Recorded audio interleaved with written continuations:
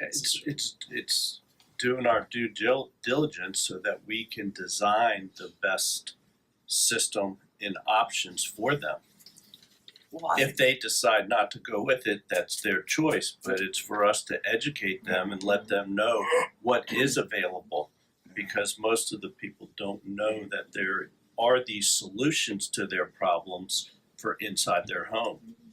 I think the worst thing that could happen for us as comfort solution specialists and stuff is if we leave a house and the unit gets put in, and a couple weeks down the road, customers research something and they say, I didn't know that I could have that. I didn't know that was available. That to me, like if I get a customer call me and says that, like to me that's when I failed. Like we have that sheet that we ask all those questions because we want to make sure, and we ask them over again and over again because we want to make sure that we have everything that we need to make sure we're not coming back. Because like Alan was saying earlier, like some companies come in and they won't even mention everything, not asking those questions. So when we come in and we start mentioning variable speed, and you're like, whoa, I've never heard of that. Like we don't want to be that company that you're like, whoa, I never heard of that. So we want to make sure we are very detailed and have all the knowledge that we can to give you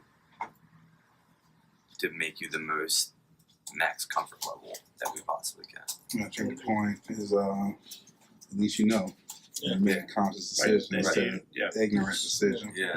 It's your house, you're gonna make the final decision, but at least you know now what is available and what your options are. True. Yeah, I don't think any of us have a problem putting a 14-seer single stage unit in your home if that's what you want or if that's what you need. Like Alan was talking about earlier, if that's, if you live in a house for another year or whatever and that's what you need to get by, I don't have a problem putting that in your house.